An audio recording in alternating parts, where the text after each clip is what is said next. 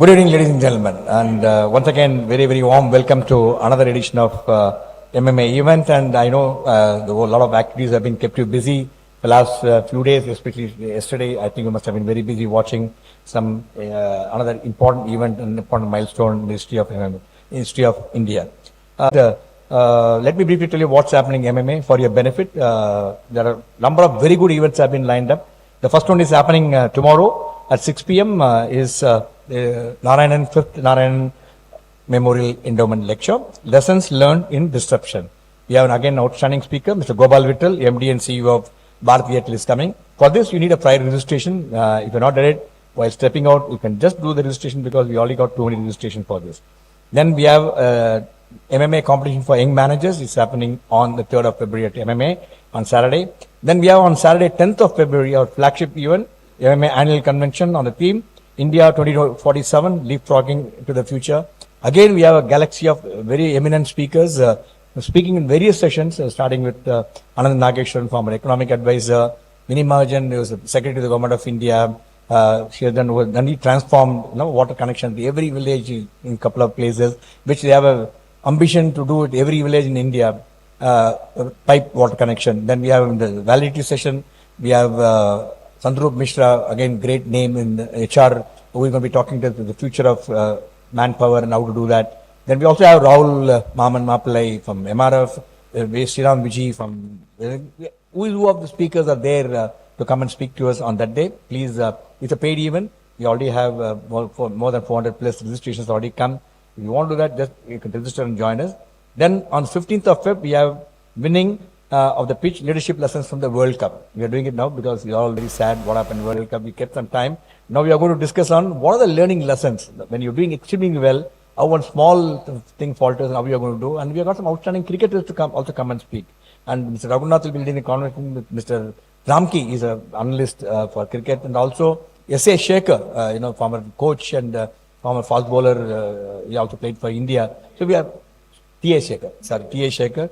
I want to know how alert you are, sir, because you all say S.A. Shekhar, that means you are watching somewhere. I'm very alert. Thank you for correcting me, Mr. T.A. Shekhar. Then we have on 17th Feb, again, an outstanding event, lecture by Mr. Gurumurthy, you all know, thought leader, corporate advisor, and he's going to be talking to us on another very important theme on Saturday the 17th. Monday 19th, we have Irina Dwarak, who is a step for mental well-being. She is a disciple of Swami Parthasarathi. She is going to be talking to us on 19th of Feb. 20th, again, we have an event which is very relevant, which most of you or some of you must have got impacted by this: helplessness, helplessness, and hopelessness. There is panel discussion on Chennai, Tamil Nadu, and what is happened today. There is a recent water problem, what we had, not water floods, what we have. We have again outstanding panel lined up, including Mr. Ramanan, former director of Cyclone Warning System, Mr. Ganagarajan, and also we have got somebody from the government to come and see what the government is thinking about, how they are going to do. 23rd, we have Read and Grow. As usual, we have another interesting topic. And the 28th of Feb, another very important event. Watch out for the date. We have an MMA Amalgamation Mission Leadership Award 2023. You wait for the details. We are waiting for the location. And the person who is going to be receiving the award is Mr. N. Chandrasekharan, Chairman of Tatas. So that is what is there on the 28th of Feb.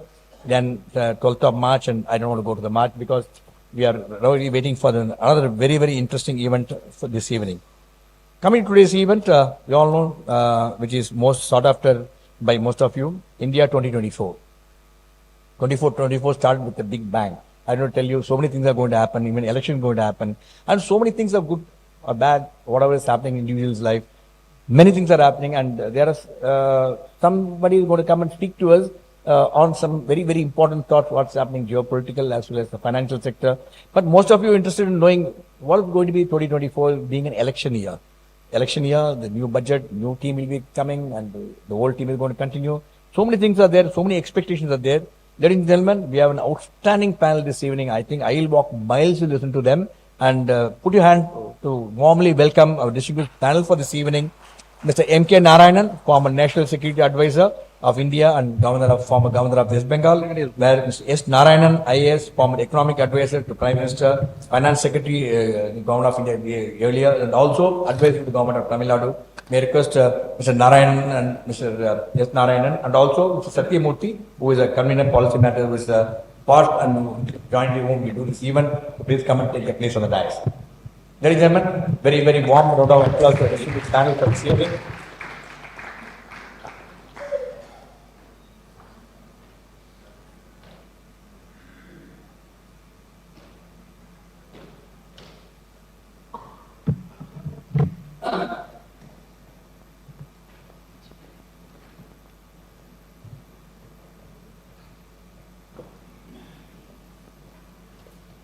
It's my proud privilege today to welcome all the viewers watching this program live and all those who are present here. As usual, if you have any questions, the question sets are available with Vinod, who is on to my right. Write your questions and send it across. All the people watching this program live from different channels of MMA, please send your questions the number which is there shown on the screen. Let me also warmly mention and welcome the presence of Mr. Mali. Mr. Mali, President of MMA. Mali, thank you for joining us this evening.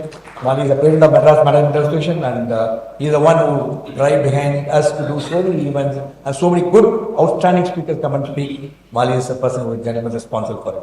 Now, the format of the program, as I said, I request Mr. Satyamurthy to give the opening remarks.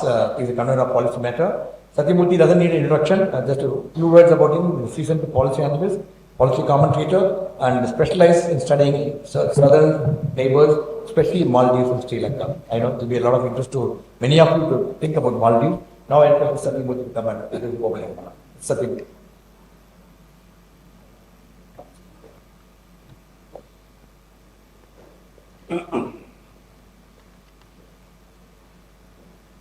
Good evening, everybody, and welcome to this evening's program.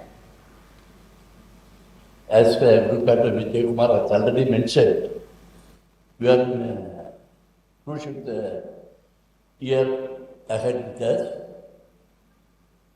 whether it is political administration, geopolitics, geoeconomics, all of these things are playing a great part in our life these days, that particularly it's going to be this way, particularly in this year.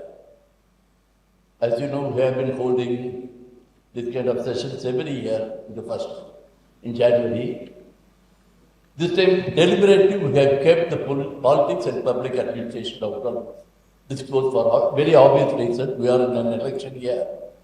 And even as a race, we will have to wait that election, and government will settle down only by middle of the year. Maybe we will have a session at that time appropriately.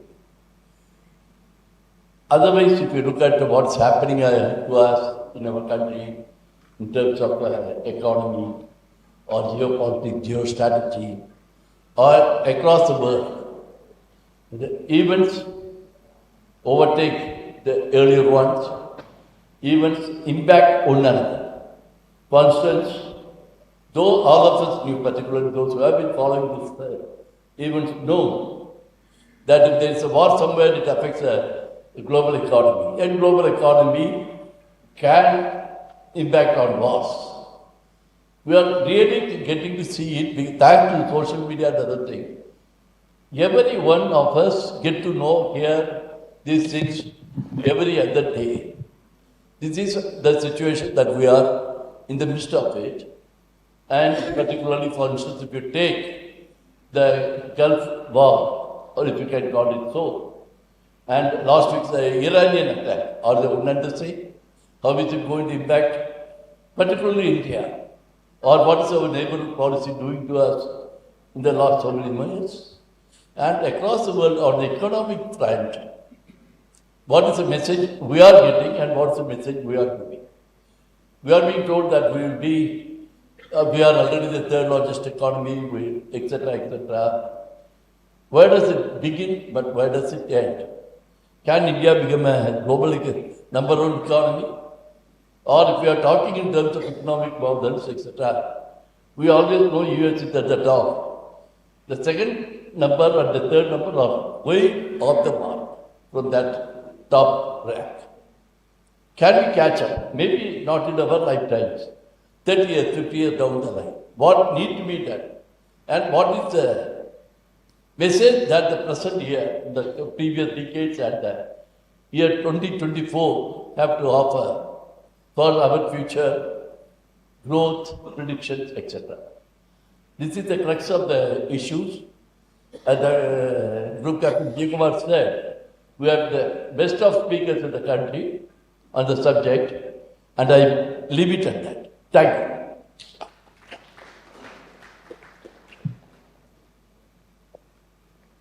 Thank you, Satyamurthy. I would like to place on record, me and Satyamurthy work closely together on number of initiatives. One such initiative, we bring in some outstanding events every month for your benefit, so that something which is out of box thinking. That's why we do that, so that a think tank think differently. That's the advantage of collaborating with policymakers and Satyamurthy. Thank you, Mr. Satyamurthy, once again. Before I call upon distinguished chief guest for this evening to come and speak, guest of honor, let me have the privilege of introducing both the speakers for you. In fact, both of them do not need any introduction. Both are known very well in the society. You keep their articles regularly in the newspapers. Mr. M.K. Narayanan is a former National Security Advisor of India, NSA, and also Governor of West Bengal. He is a distinguished Indian Police Service officer, served in Indian as a National Security Advisor from 2005 to 2010, and later on 19th Governor of West Bengal from 2010 to 2014. Awarded the Padmashri in 1992. I think that will be a big round of applause, ladies and gentlemen. The Padmashri, highest award is an outstanding achievement. Played a pivotal role in negotiation of Indo-US Civil Nuclear Agreement during his tenure. With a career spanning a couple of decades, he contributed significantly to the internal national security, serving as a key role as the Chief of the Intelligence Bureau, IB, and Special Advisor for Internal Security to the Prime Minister. Very warm welcome to you, sir. Really looking forward to hearing your thought-provoking views on the subject. Now, let me have the privilege of introducing another Mr. Narayanan, Dr. Narayanan, IAS, retired. Dr. Narayan is the former economic advisor to the Prime Minister and Finance Secretary to the Government of India. And he is a seasoned civil servant and economist, served as economic advisor to the Prime Minister of India, Atal Bihari Vajpayee, during 2003 and 4. An Indian Administrative Service officer with over 4 decades of public service, key positions including Finance, Economics Affairs Secretary and Government of India. Narayan's expertise spans public finance, energy, policy governance, international trade. A very good author and contributed to books, policy papers, newspaper articles. Currently is also serving as a senior research fellow in the Institute of South Asia Studies, National University of Singapore, and also the member of the Economic Advisory Council of the Chief Minister of Tamil Nadu. Very warm welcome to you, sir. All gentlemen, a big round of applause to our distinguished panel. Very, very high profile. I think each one of you today, this evening, each one of you are watching this program. I can tell you it's going to be a fascinating evening, and as much as you, I'm also taking without any further ado. I request Mr. Narayan. Mr. Narayan.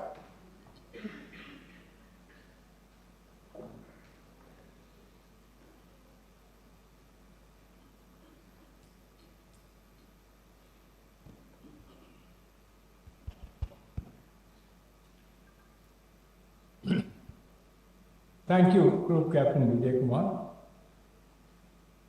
Thank you also, Mr. Satyamurthy, for your generous introduction. Narayan and I apologize, but I claim seniority over him for that. Both of us are Narayanans. He is here, the man with wisdom. I happen to be a camp follower. When I was asked by Mr. Satyamurthy and Mr. Vijay Kumar to speak on national security, I was wondering what exactly they had in mind. National security is such a vast subject. And there are so many facets of national security that it's difficult to compress all this into 20 minutes or number of that time. So today I've taken a slightly different tack on national security. I really try to see how much events outside the country also affect our national security. People don't quite realize how much this matters. Only when a war or something like that takes place, you think about it.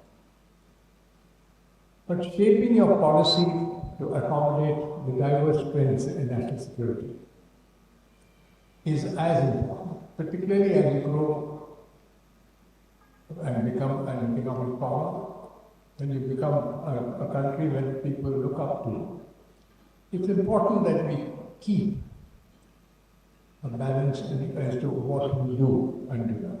You've seen how a small country like the Maldives has been behaving with us. We cannot, however, behave like the Chinese would falling in front of me and try to curb or crush Maldives, which you can possibly do maybe in many ways. It's important that we keep a focus and also keep in mind our civilization values so that people realize that we are a nation.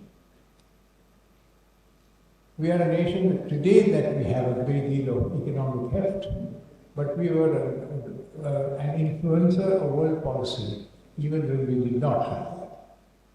I mean, the solutions, when I think of the war in Ukraine today, and how the things are spiraling out of control, and all kinds of diplomacy is taking place with no result. I look back to in the 50s, when the Korean War was taking place, for instance. And most of the diplomatic effort at that time in bringing an end to the Korean War was done by India. And at that time, very few people knew what India was like. So it's not merely the size of the country or the economic strength of the country that matters. So looking at the things on that matter, I thought I will try to give a slightly different slant, if I might say so, to what I want to talk on national security today. I say this because the world is today even more interconnected than what it was maybe a decade or two back. And to repeat what I said a few minutes ago, I do believe that our security is to a considerable extent dependent on the nature and extent of our relations with other countries across the globe. Maintaining unambiguous relations with countries across the globe is vital for India, and I think it's important for us to understand how much it matters. I'll give a few examples. Before that, I think it would be useful for me to say that as in most things in life, but more particularly in the area of national security, we should be cautious about what is likely to happen in the future. Strategic decisions that countries make are often dependent on several factors, many of them which are not known at the time we do that. So anticipating what could happen is always difficult, and I think I would say it is even hazardous. We may be optimistic today about the future, but it is never easy to predict how the future will turn out.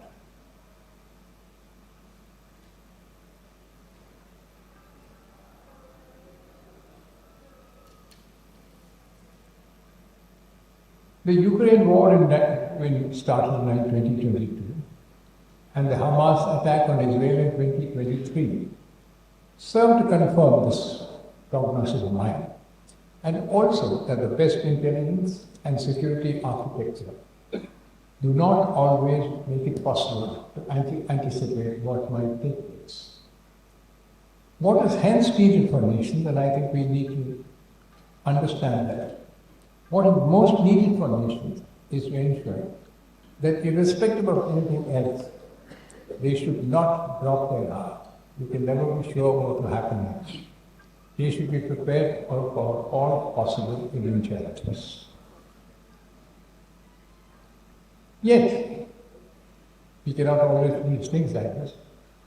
And if I might say something contrary to what I said just now, I would say that this year, 2024, will witness an increase in global risks. Uncertainties will actually increase, and they will cast a shadow. I am sorry to have to say that, will cast a security on our national security discourse.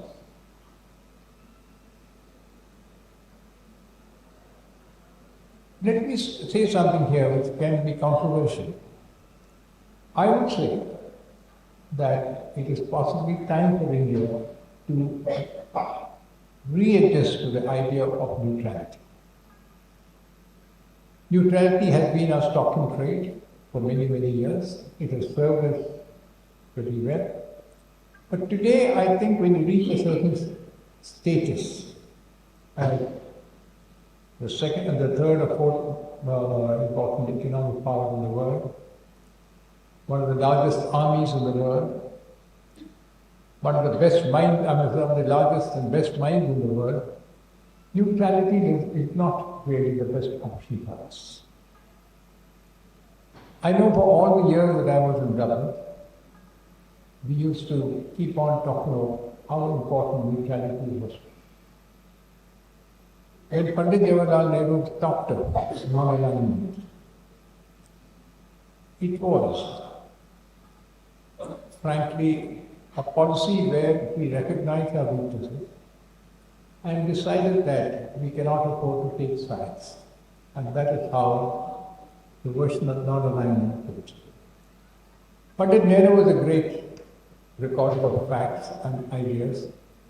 I mean, the years when I was National Security Advisor, I took advantage to delve into the papers that were present to see why and how did non-alignment come about. And I know Nehru and others are not very important personalities today or in today's discourse. But it's interesting what he had to say. He said, and this applies also to our relations with China, he said the most important thing for India is to ensure that its economic capability improves. That the whole world, that the whole series of famines, etc., which used to be part of our day-to-day life, would come to an end. We cannot afford to be taking sides, joining conflicts, participating in increasing our defense budget, because it is the everyday life of the people that matters to us. So, non-alignment was a policy of the weak, if I may say so, for a world in which to begin with, we had really two. The United States, number one, and the Soviet Union was number two. And India had to sort of play between these two sides. Today, that has changed. Today, we are a much more important world power. You cannot really today adapt or adopt a policy that is meant for a weaker for one country or a weaker nation to one in which you claim, as you just now heard, will be the third largest economic power in the world shortly. Most of the world looks up to us in many, etc.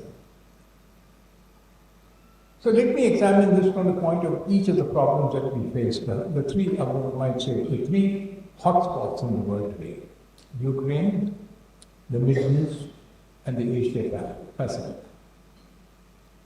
Take Ukraine first. Ukraine would have collapsed within weeks, perhaps, or within maybe a couple of months, in the face of the Russian offensive, but for NATO coming to aid, but for the West coming to its aid, and that is what is sustaining Ukraine even today. We have now reached a stage in the war in Ukraine where I think everybody is uncomfortable about what is taking place. There's a great deal of fatigue that is taking place. But there's also the possibility that neither Russia nor Ukraine, NATO, and the West are willing to let go or arrive at discussions where one side or the other has to tacitly agree that we have lost the war. So most likely, what everybody would like to do is to raise the ante, increase the ferocity of what we're trying to do, and maybe adopt weaponry, even the use of nuclear in that situation. In such an eventuality, what does our neutrality mean? Look, it's good on paper. Our leaders talk a great deal about non-alignment, being neutral, etc. But we're becoming increasingly redundant. This is unfortunate. We are one of the world's powers. As I said a few minutes ago, neutrality was a system or a policy that we followed when we were weak. We are today much stronger.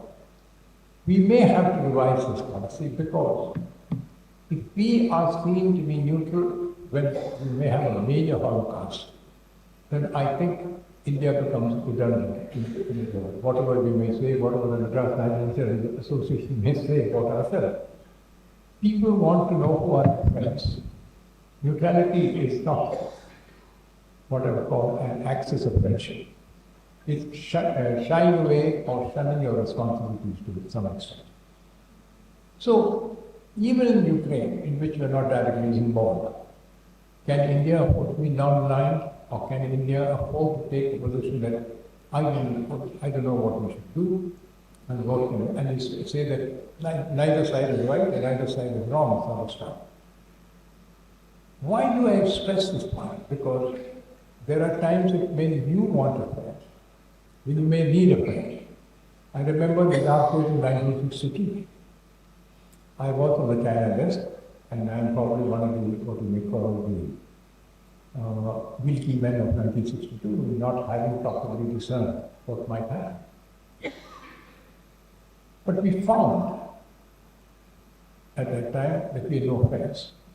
The only friend of some kind was Russia, of those days, so the Soviet Union. And it was the Soviet Union which came to our aid at that time. And again in 1971, the same situation arose. See, even if you're a reasonably big power, or a medium power, whatever it is, you require friends. Neutrality, which is the stock and trade of foreign policy, is not the answer to making friends. It is the total opposite of great comedy, of how to make friends and influence people.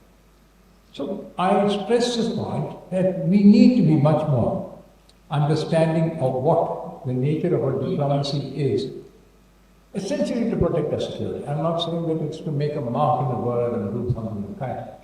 But if countries around us see that we do not take sides, that we do not sometimes take a position, then they say, what kind of friend am I? Why should I choose you? And in our case, particularly when we come to our South Asian region, they have an obvious choice. They will stretch our hands to China, which is a remarkably unfortunate step in that state. We are already seeing this to some extent when we come to the Middle East. The Middle East was an area of great interest and considerable influence on India. We have, over the years, been building our own policy. Actually, much of the Middle East has been built by Indians in many ways. The economy of the Middle East is built by Indians. But the influence that we now exert in this region has been dwindling over the years.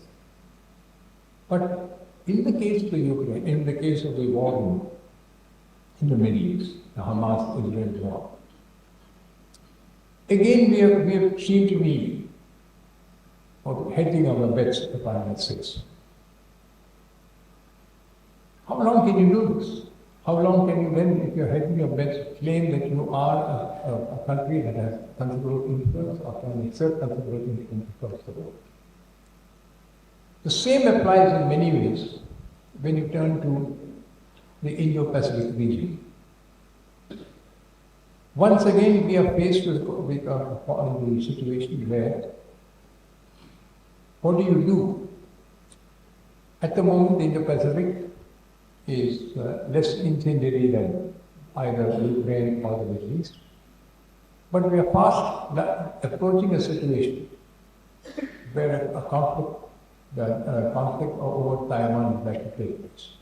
Taiwan now has a dispensation, a new government, where the leader is that they will counter Chinese intimidation.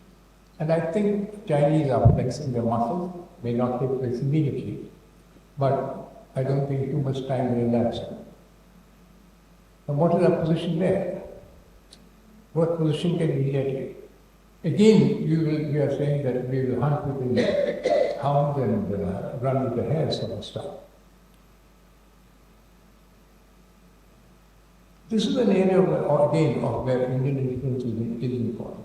For us, there is a tussle between India and China constantly taking place. But it's not a struggle that is entirely based on these two nations. There's a great deal of strength that each country is trying to do. China is trying to move the Mongols. China is trying to move Bhutan today. China has made friends with a number of other countries.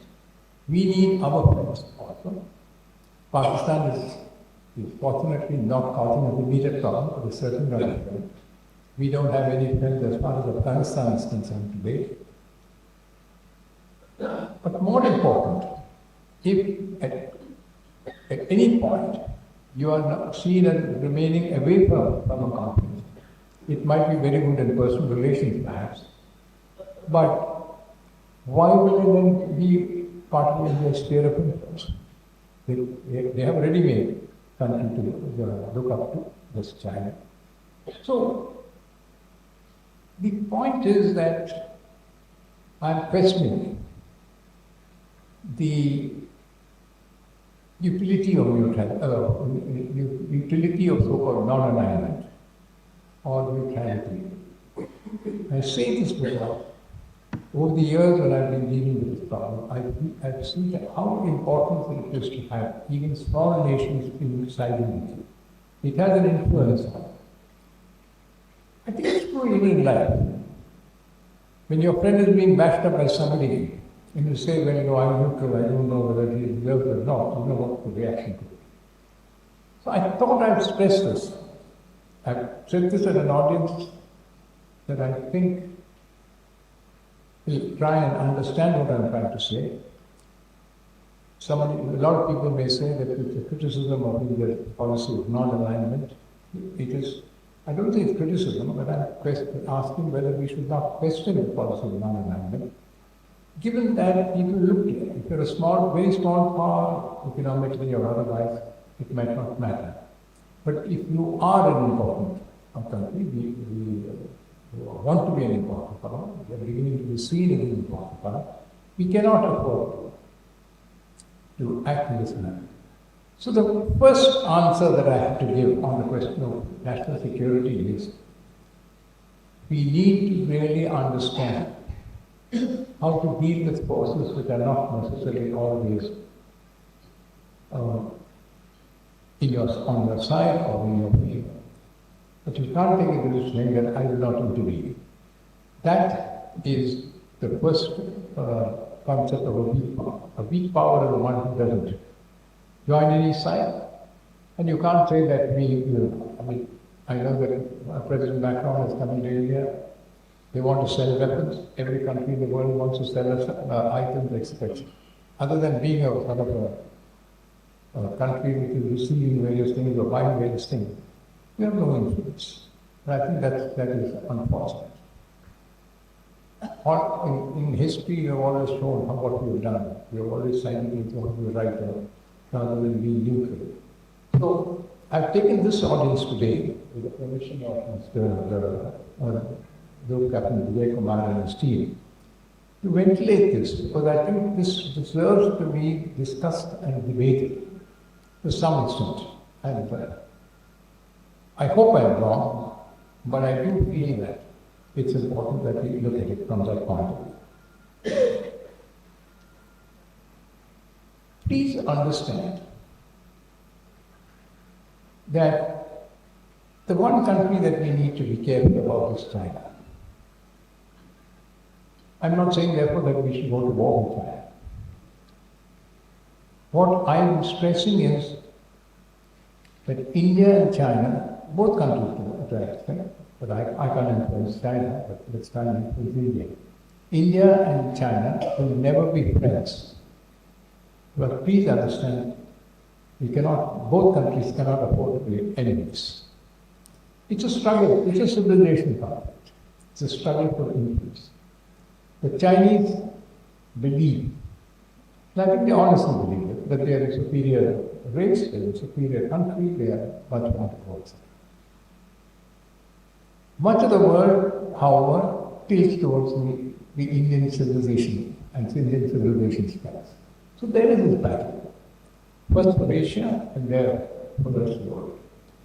But neither China nor India can enter into a major conflict because it will be devastating.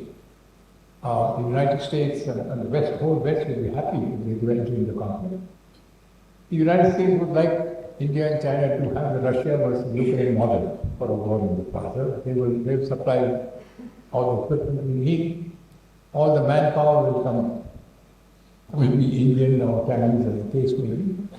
At the end of the thing, India and China will go back to what we were about 56 or 70 years ago.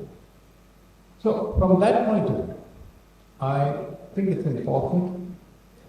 Then, from the point of view of national security, India must arrive at a modus vivendi with China, and all our efforts should be devoted to this aspect. I was for 7 years, special representative on border talks with China. And I would like to say that the Chinese are also human beings. You don't look upon them as, enemies of this kind. They have an advantage. When it comes to the border, the Chinese are great map makers, so they have created a whole lot of maps.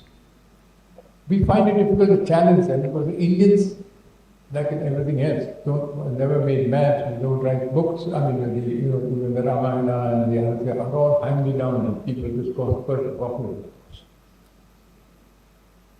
So the issue about where the border is a matter of great debate from our point of view. And I myself, as a young officer, have traversed quite a way in my end of that border. It's very difficult to distinguish where the border lies. A lot of it is built by the forces that are there. They put up cairns of stones and whatnot. So I think the most important thing is for India and China to reach a certain modus vivendi as to what we agree on and what we can oppose to each other. I'm just making the point that while the whole world, particularly the West, and the US in particular, wants to demonize China, and China will never be a friend of India's, I think we should avoid an open conflict. Our national security depends a great deal on what will be diplomatic capability that we demonstrate to ensure that while we differ, we do not have an open war and a conflict. As I started the beginning, national security is as much a matter of guns and weapons and etc. as in the manner that you deal with difficult situations. And I think we have it, both by virtue of our innate capabilities and innate abilities, and also the years that we have all worked on this one, an ability to manage differences without entering into conflict. And from my perspective, the most difficult national security conflict that we need to deal with and manage without entering into war or sort is the India-China question. And I am sure that this can be done. We cannot afford a war. For that matter, China also cannot. But China believes that it can influence large parts of it. It has tried it in various ways, through economic and other blandishments, etc. But more than anything else, I think it depends on the two countries, and I think much more on India in many ways, to enter into a situation where we avoid a shooting war. We can live with differences, but we need not. And that's where the importance of how external manifestations of various things help or affect our national security. Internally, however, the situation is much better.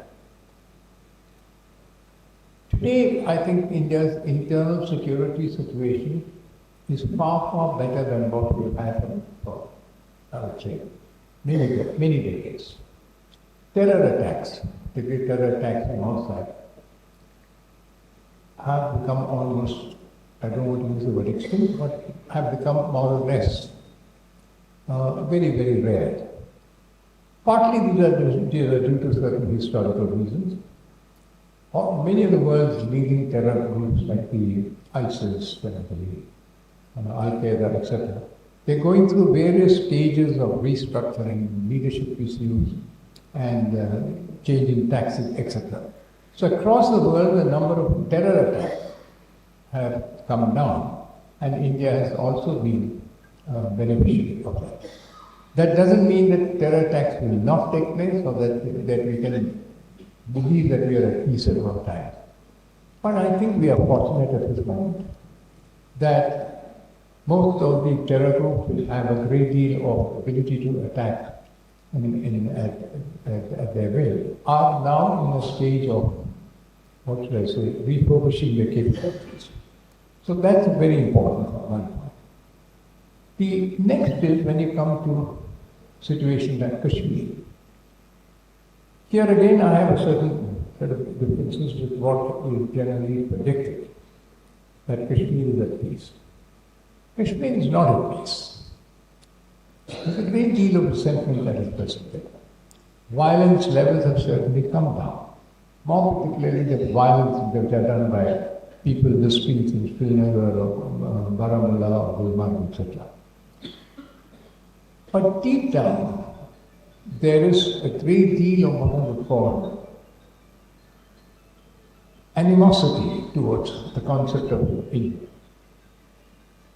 We have not had any flashpoint as far as the removal of Article 370 is concerned. But to an enlightened audience like you, I would like to say, please do not regard this as acceptance of what has been done. We can quell the feelings of the more militant Kashmiris, but it is the strictest of controls that have kept the situation under check. Organizations like the Hurriyat have been completely sort of mothered in many ways. Political parties like the People's Conference and other bodies are all sort of sulking in many ways. Kashmir is still an enigma, wrapped in a great deal of animosity. We need a much more acceptable political policy to deal with the situation in Kashmir. But from a purely non-order point of view, Kashmir today is far more at peace than it has been for many, many years. But we should be careful. There will be an outburst once some relaxation takes place. And Kashmir is in many ways crucial to the way that peace is seen in the Indian subcontinent and possibly in our relations with much of the world. But for the moment, Kashmir is quiet, but certainly with a great deal of innate hostility still present. Next, I would say, take the Northeast for instance. Here I would say the Northeast is much quieter today than it has been for several decades. But the Northeast is something like an uncertain territory. Struggle is always just below the violence is just below the surface. You've seen what happened in Manipur. Manipur has been difficult, but it was never seen as one of the major flashpoints in the Northeast. The major flashpoints like Mizoram and parts of Assam and other places, they have been quiet. But fundamental issues are not resolved. We need to somehow reach a modus vivendi. Successive generations have tried and failed. There have been periods of peace over the years, but we've not really seen what I call a detente arising based on an understanding on both sides. Deep down across most of the Northeast, in Assam, Nagaland, Mizoram, Manipur, the belief that they need to have a great deal of distance between Delhi and themselves is still there. Till we can find an answer to that, there will always be the potential for violence. You can keep it down, we'll have long periods of peace, but you will find that matters are in a sort of situation where you cannot take anything for granted. Then coming to the movement like the Naxalite movement, etc. Here again, I think we have never had such a long period of peace as we have had in the last decade or more. I would say that the Naxalite movement is therefore under a great deal of check. But I am hesitant to say that the battle over Naxalism or battle over Maoism has been won. And therefore we need to be on our guard. Then we have, apart from that, we have the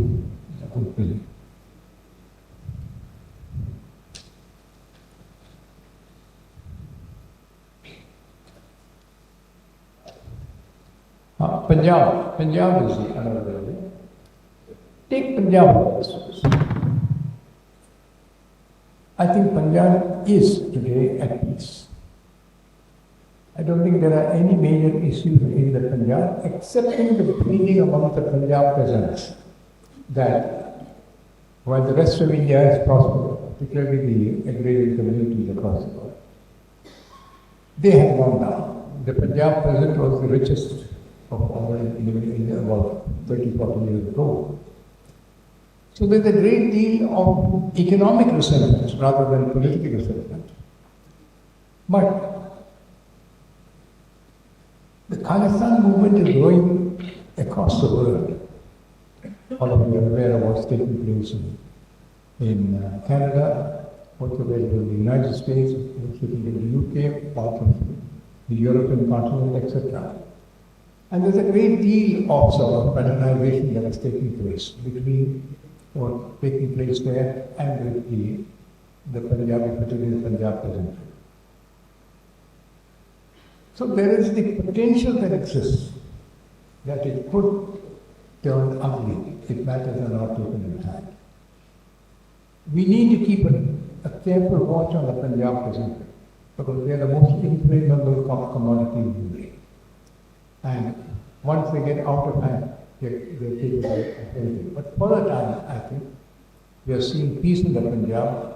There is no particular reason to be concerned, except that we need to be careful that the cross-pollination between Khalistanis abroad do not create difficulties for those in India.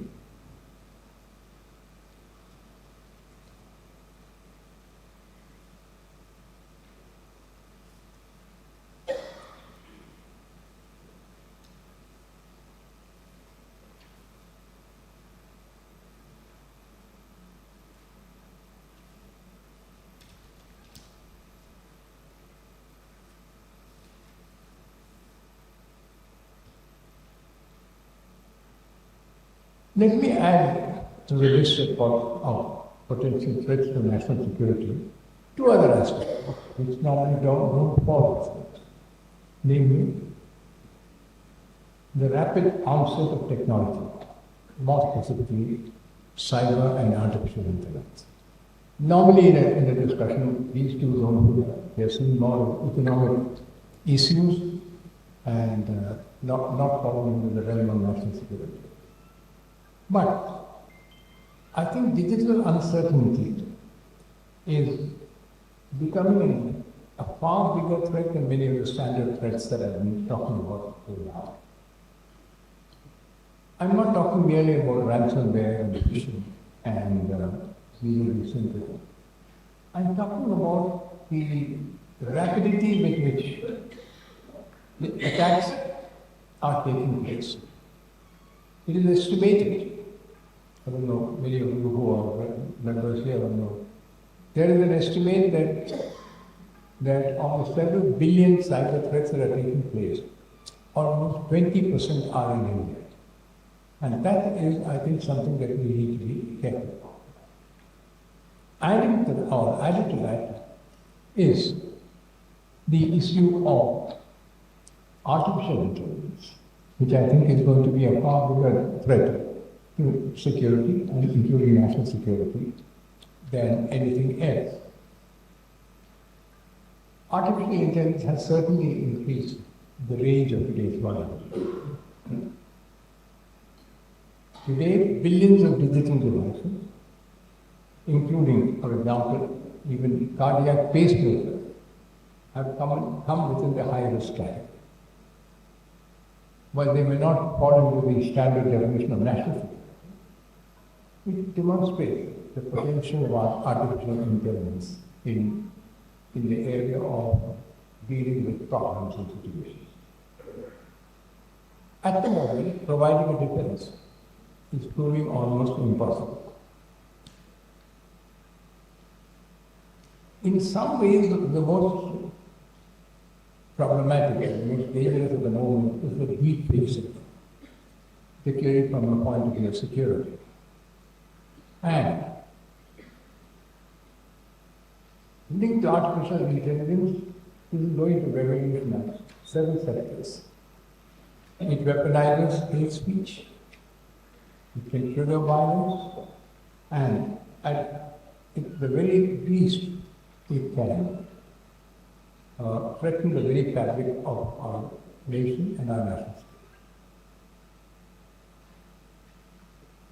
All that I try to say at the moment is there are problems, there are dangers.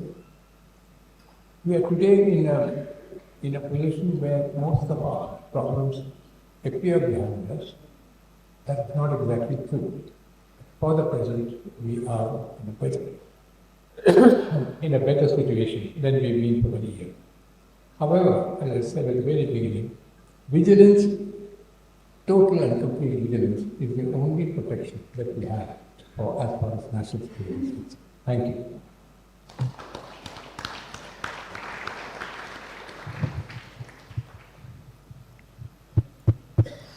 Thank you, sir, for that complete exposition of the strategic pace and strategic issues, including internal and external security factors.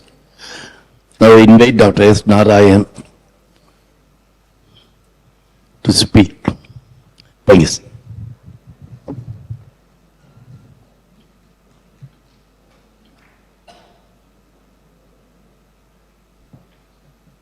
Captain Vijay Kumar, Satyamurthy, respected Narayan and colleagues. After that amazing overview of all the concerns about national security, I think this what I would like to do in the time available is to start looking at issues that we are facing in terms of our economic development, particularly from the Indian point of view. What exactly does 2024 hold for us? What are the positives? What are the negatives? What are the challenges?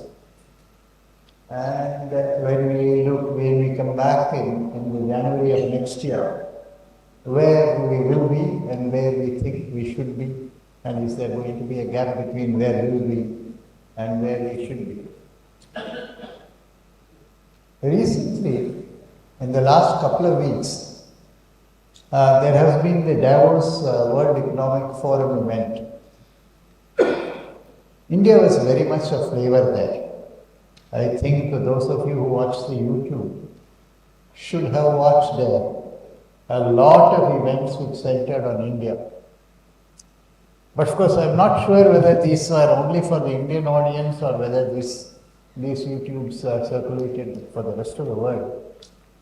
But for me, there's one particular incident which I will mention at the beginning and tell you why at the end I feel it's very important. It is a fact that Telangana attracted more than about 30,000 crores worth of investment in that meet. For me, it's significant for a very particular reason, and I'll come back to it right at the end and say why it is significant. By and large, at the World Economic Forum events, there was a lot of praise for India's growth. There was a lot of comments on where India was going. A lot of expectations that India would soon, as people have been saying here, become the third, fourth or largest economy or whatever it is. And most recently, those of you who read The Economist would have seen that the current issue of The Economist devotes a lot of time to India. Devotes a lot of time not just to Indian politics, but also to Indian economy, to the growth patterns, what's happening, is it good or bad. And by and large, the conclusion of The Economist is that it's done well, not as well as it could, but it's done reasonably well. And there have been pluses and minuses. And it's very important for us to look at both the pluses and minuses. Again, in the current context, I would like you to step back and look at the recent investor summits that have been had. And I would like to bring attention to 3 summits. One is in Gujarat, the other happened in the UP, and the third, of course, happened here in Tamil Nadu. Actually, if you look at the kind of investments that are promised in these meets, you can clearly say or clearly see that the growth of industries is happening very, very differently in these states. Let me give an example. The kind of investments that were coming into Tamil Nadu, which are promised largely on electric vehicles, on solar power generation, on items associated with electronics, automobiles, and particularly automobile-linked manufacturing. And in terms of employment-oriented industry, for items like non-leather shoes, and also to some large third-tier, fourth-tier cities for employing large number of people. That was Tamil Nadu. If you look at Gujarat, and Gujarat attracted, remember the numbers they are talking about. Tamil Nadu talked about a number of 6 lakh crores of promises. Gujarat talks about 15 lakh crores of promises. UP talks about something very much more than that. What were the areas of investment that were promised in Gujarat? Totally different. The investments that are promised are all on petrochemicals, on downstream of chemicals, on anything to do with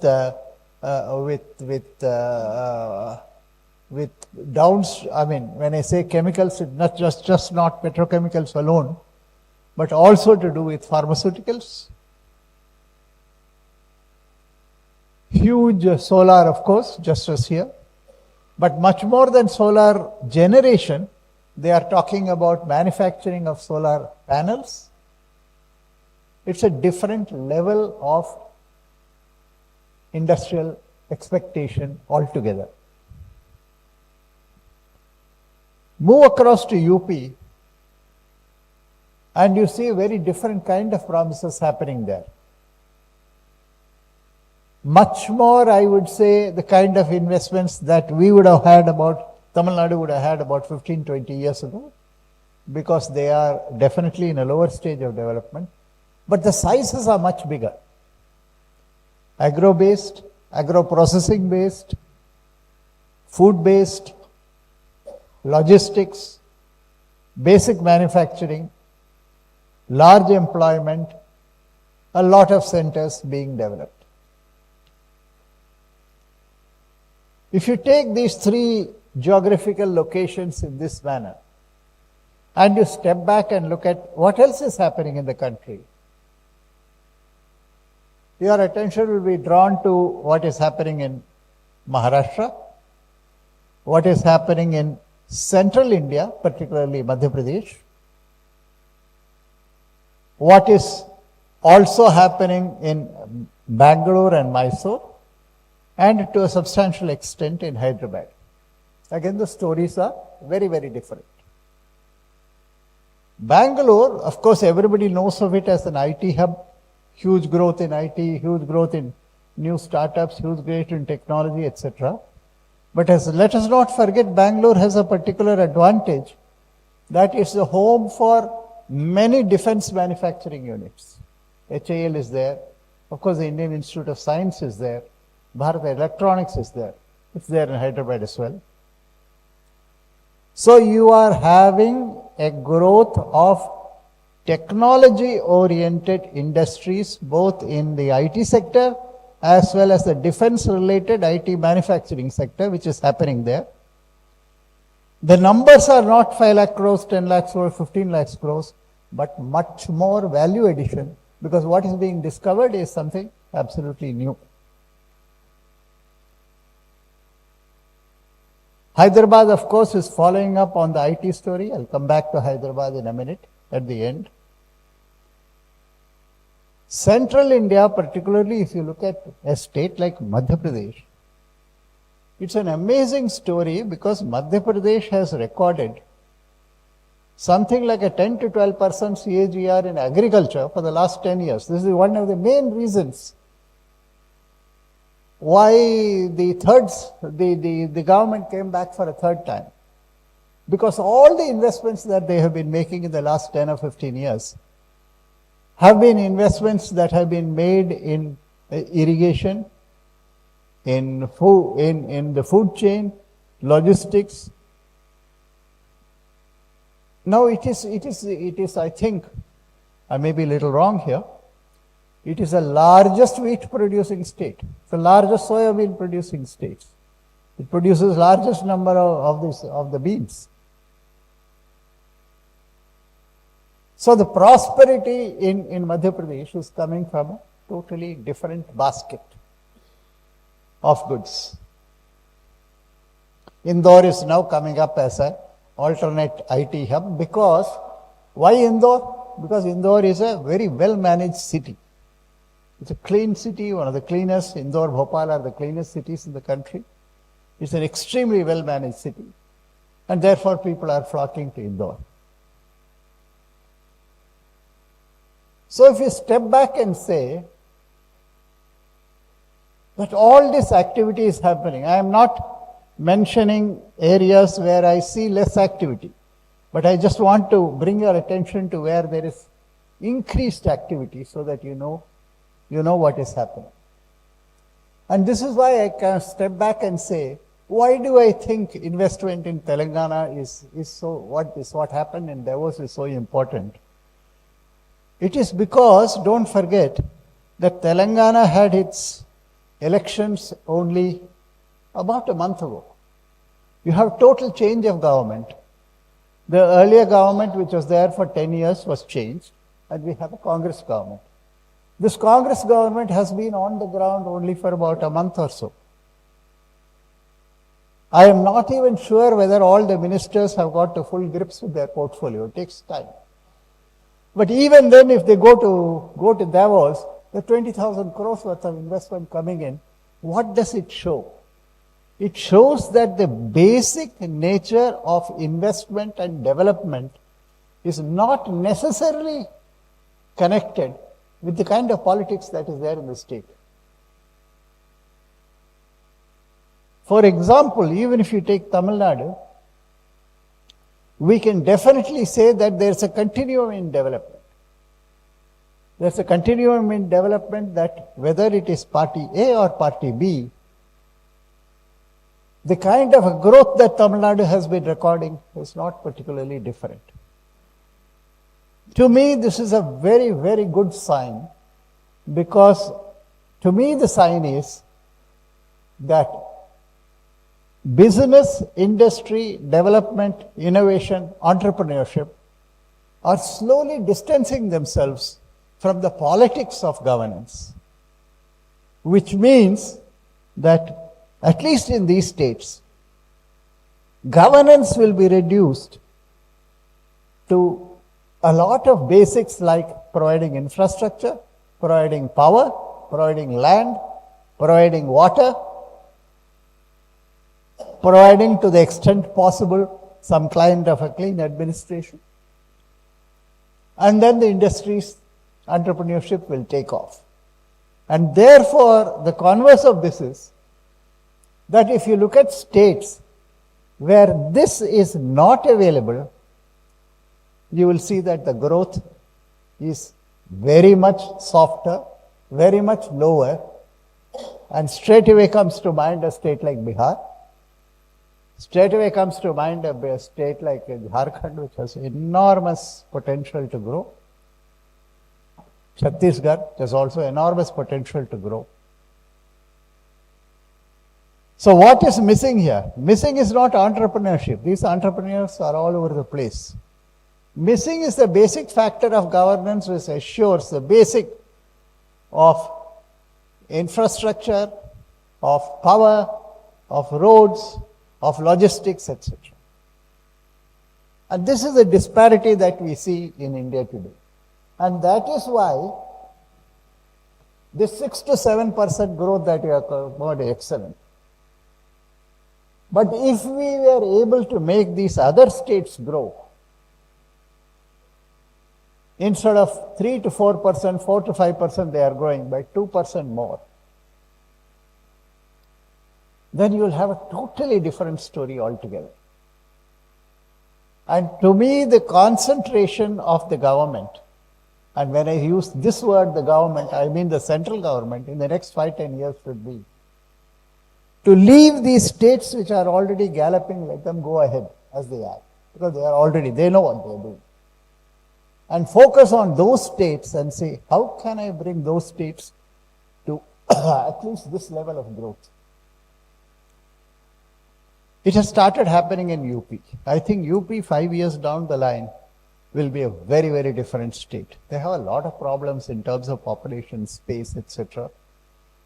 But you will see a lot of difference, you'll see it palpably in UP. It is happening in Assam in a substantial way. It has slowly started happening in Odisha as well, a little slow, but I'm glad to see the signs that I see there. Let us not forget that, okay, my other point, I'll come back to this. Quite apart from all this, only 5 minutes more, I'll take. Quite apart from all this, there is a huge, I mentioned Maharashtra. Why I mentioned Maharashtra is that there is a huge growth in the financial sector. I don't know how many people have noticed that in the last 1 year, the kind of money that has been made in the financial market is huge by ordinary people. My vegetable lady who's selling vegetable on the street asked me the other day, sir, I'm getting a lot of money today. Is it good to invest in Reliance Power? I said, lady, that company is already bankrupt, I think. It's gone. No longer exists. தெரியாது sir, நிறைய பணம் வருது, எங்க போடுறதுன்னு எனக்கு தெரியல.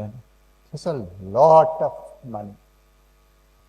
If I were to say that the kind of money investment, and the other big thing is happening is, there's a lot of asset monetization which is taking place. I see it before my eyes in Chennai. I see it before my eyes in Coimbatore. I see it. There's very similar things happening in Bombay and Delhi as well. See, just within 2 or 3 kilometers of where I am staying, in the last 2 years, approximately 240 new apartments have come up by big builders. No apartment costing less than 7 to 8 crores.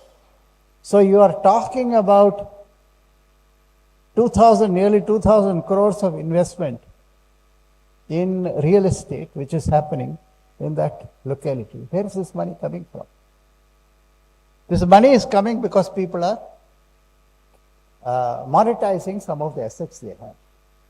A lot of people in and around Hyderabad, their lifestyles are made good by selling a small, they have a 10 acre of land, they sell it for one acre, and that gives them enough money to keep them going for another 4 or 5 years. The high net worth individual today is looking for apartments in excess of 25 to 50 crores. Okay, and there are some coming up right in Madras in the next 2-3 years. 50 crore apartments. So there is a huge cycle of financial wealth which is being created, which has nothing to do with manufacturing, which has nothing to do with employment, which has nothing to do with I would say any intellectual activity, but it's purely money chasing money. The plus side of it is huge real estate growth gives a rise to a lot of employment, not just for construction, but also for, let us say, all the joineries, the carpentries, the electricity, etc. So this is at the household consumption, and this is growing very, very rapidly. Another sector, all of you know, which is growing extremely rapidly is travel. You just have to book a ticket for tomorrow's flight and you will know what I am talking about, anywhere to anywhere.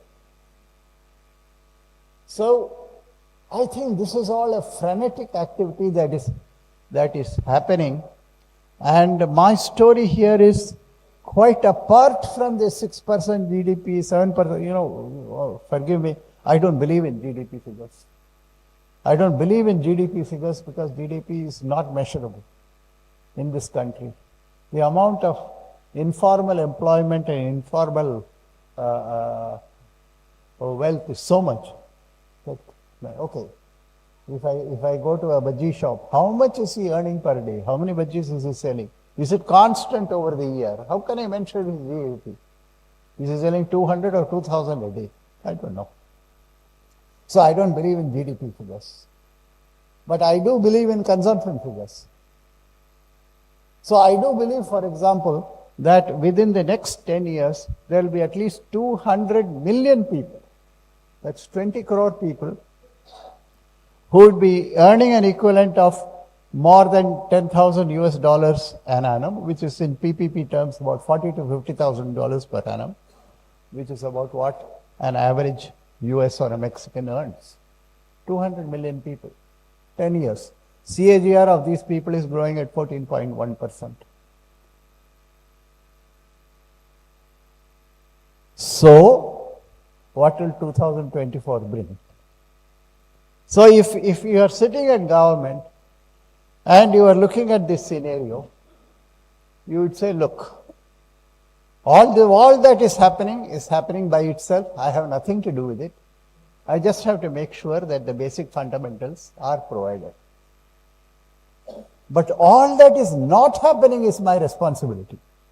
And what is not happening, which is my responsibility, is that huge unemployment, huge skill gap, huge number of people who are coming from UP and Bihar to work here. A lack of basic skill education to make them suitable for particular jobs. In fact, I asked some people in Tirupur the other day, when you have good exports, why don't you expand to 1,000 looms or 1,000 units? They said, not possible, sir. I don't get people. I can't get people. I have markets, I can sell, I can export, I don't have people. So this is something which needs to be addressed. And if I look forward, if I look at the budget for the coming year, I would strongly say that it would be not an investment-oriented budget, because investment-orientation budget is no longer necessary. What is necessary is an infrastructure-oriented budget and a much more a welfare-oriented budget. Find them, make sure that their livelihood is protected, and make sure that they are skilled and able to get a job in the next 5 or 6 years. If we do that, then as a country, we are done. We are there. And I'm sure we'll get there. Thank you very much.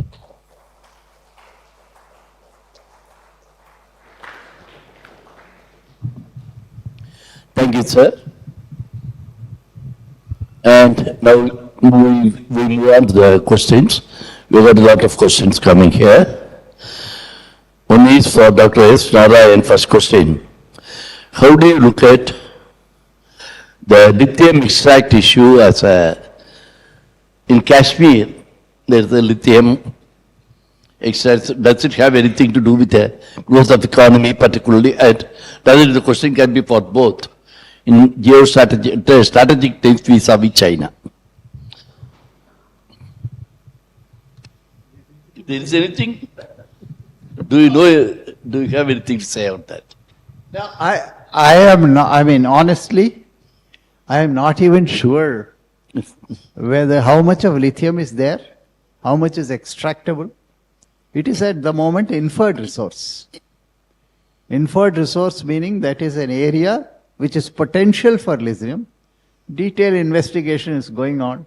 To talk about lithium out of Kashmir is at the moment a bit of a pipe dream. Thank you, sir. Now next is to Dr. Mr. M.K. Narayan. When do you think the world will stabilize one way or the other? Because there is a lot of talk about the multipolar world.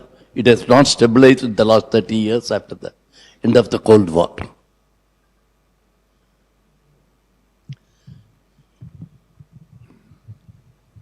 I didn't quite follow the question.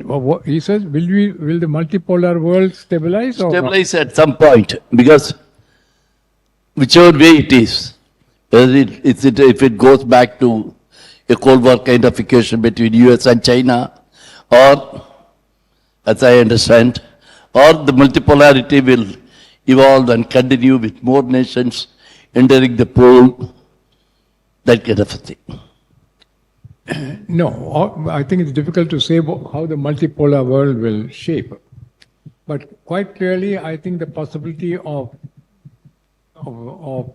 two worlds during the Cold War period is not likely to return. Yes. I think there are several now actors in the field. Each of them have a bigger stake than they had previously. I think for the next few years, we are going to see a great deal of conflict. There will be one crisis after the other because there is what I would say, an interim movement towards reshaping the world order. Yes. And therefore, that is bound to bring about a great deal of internecine conflict. And there is no big power in the sense. I mean, the United States is certainly motivated, as Dr. Narayan said, economically it probably is better off than many other countries. But none of them are. The United States is not able to deal with anything, for instance, happening in the Middle East, for instance. It's the tail is wagging the dog in many cases. Israel is doing what it wants, it can't do. In the Indo-Pacific region, neither China or the United States are able to do anything. Unfortunately, as I said, we are basically being neutral, if I might say that within quote unquote. So my point really is we'll see many more crises before any kind of settling down will take place. Thank you, sir. The next question is again for you. What is your view on a permanent seat in the UN Security Council for India? Will we get it? Is it going to be of any help? I think the United Nations has become a redundant organization. I think there was a time when getting a permanent seat in the Security Council, etc., was a matter of great interest. Today, the United Nations is not relevant in whether it is in Ukraine, it's not relevant in the Middle East, it's not relevant to the other major conflicts in the Indo-Pacific. So whether we get a seat permanent seat in the Security Council or not, I think is a matter of what I would call satisfaction to a few people who are part and parcel of it. I think we should not aspire for that any longer. When I was the NSA, that was a time when we were thinking of 4 more countries joining the Security Council, one of them being India. I think we'll be wasting our time if we look for a seat in the United Nations, in the UN Security Council any longer. Like you said, another question is for both of you in 2 stages. How do you see in the technological landscape, how should India leverage its technology to enhance national security, one, and the economy?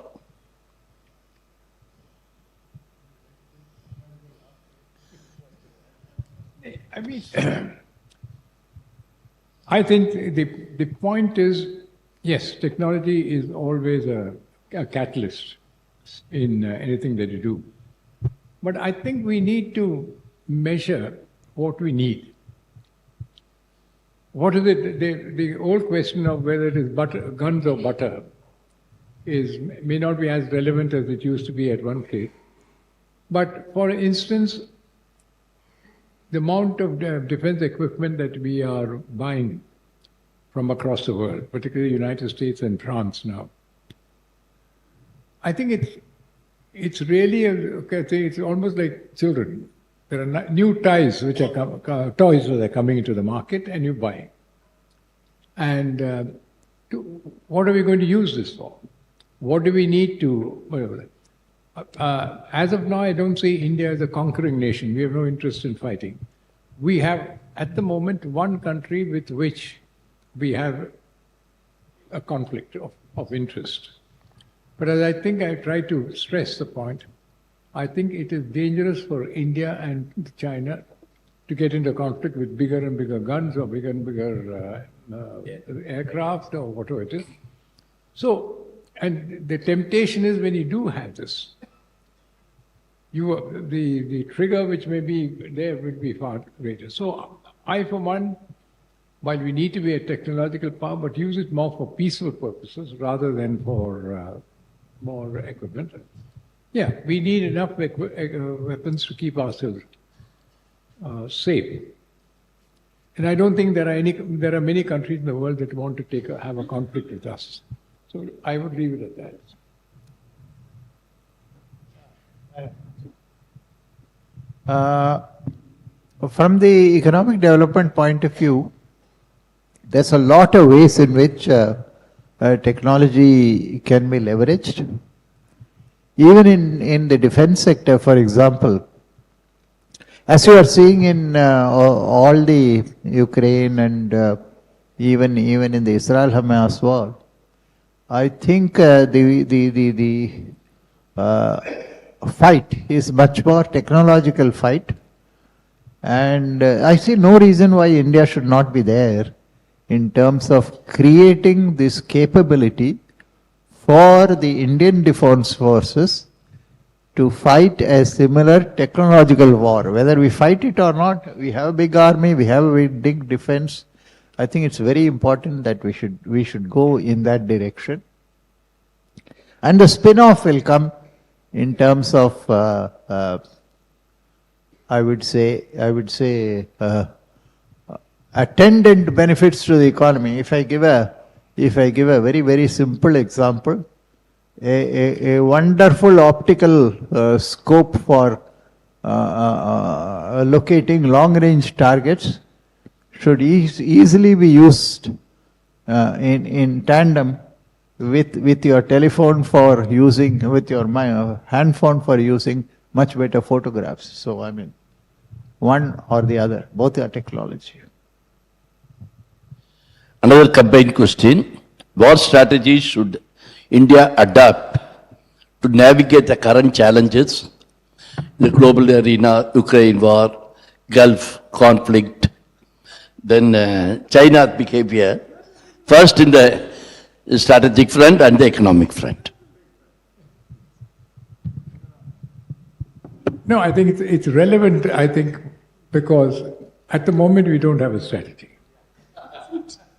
I try to make out, and neutrality or non-alignment is not a strategy. It's it's a negative situation. You don't want to take sides and whatnot. From that, there's a great leap forward is to manage the problem across the world. No, rightly, the place for this is the United Nations. But unfortunately, the United Nations, more particularly the Security Council, has become almost redundant. I think diplomacy across the world has in a sense, left. I think Kissinger is the last expert who could speak on world events. Yeah, the rest are. So before we could think of a strategy, I think we need a kind of an understanding as to what we need to do. That is absent. I think there's a great deal of what today are claims that we are great and we can do this, etc. We have, as I said, we are a nation that is now respected. But I don't see any strategy in what we're doing. And I think this shuttle diplomacy, which is taking place, many of our leaders go and other leaders come. And this is not something that is going to take the world forward. I think the world needs to come to terms with the situation. India needs to use, and India does have that capacity, to use its intellectual capital, which I think Narayan mentioned of it, to good purpose. We don't have to keep proving to the world that we are really great. I mean, every speech of everybody today is about how great India is. Why do you have to say that? I mean, if you're a very good student, you don't have to keep tom-tomming about it. So I think India today has the capability and the potential, but I don't think it has the will to really look at it from that. We think we're already arrived. We're not arrived. Thank you.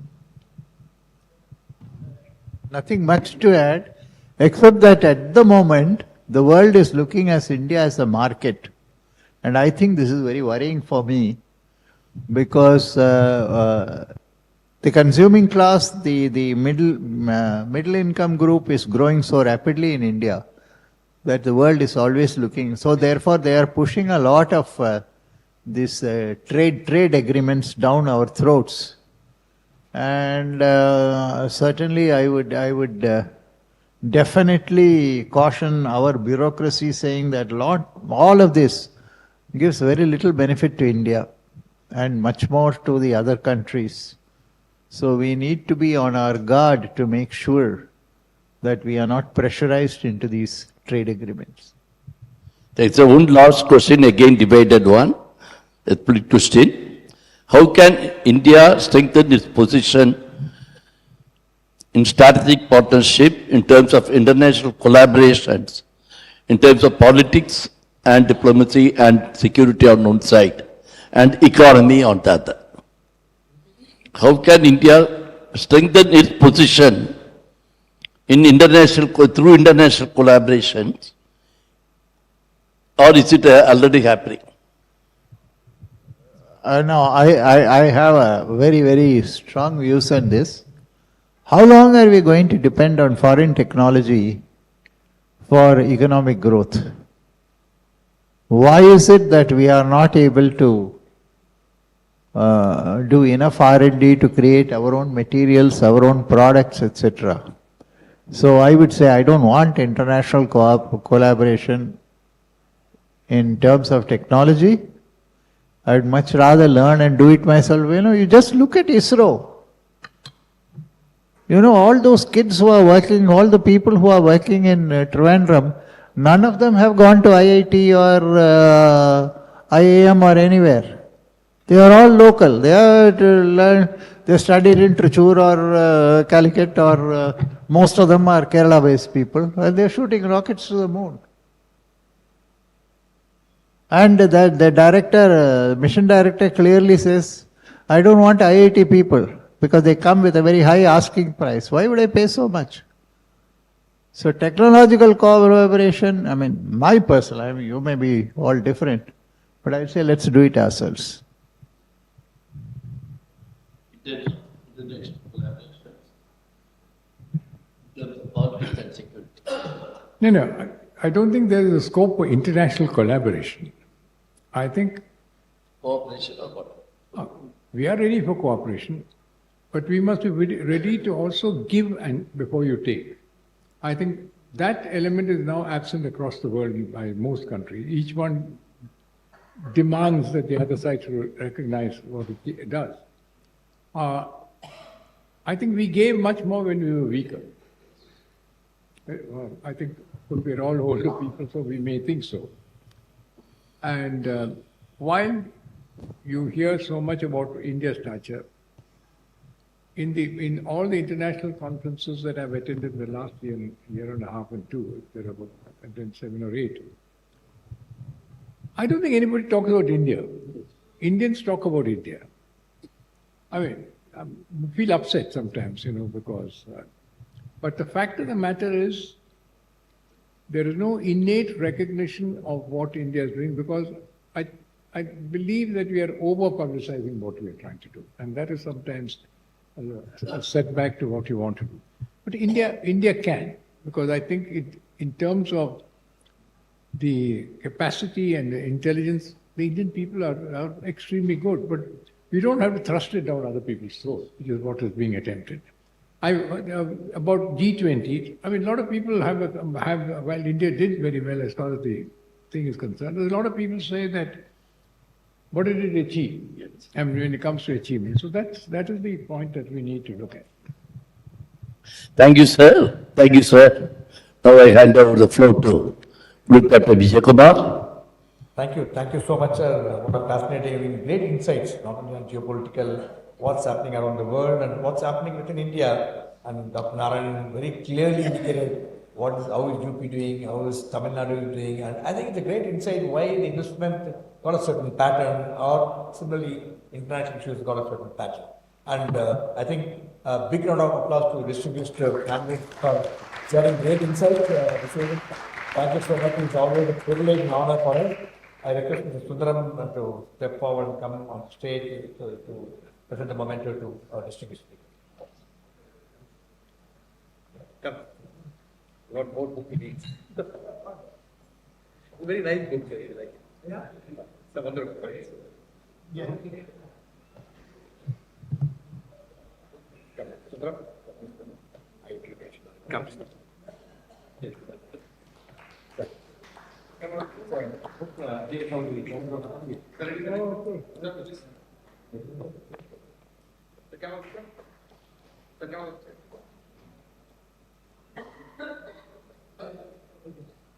Thank you, sir. Thank you.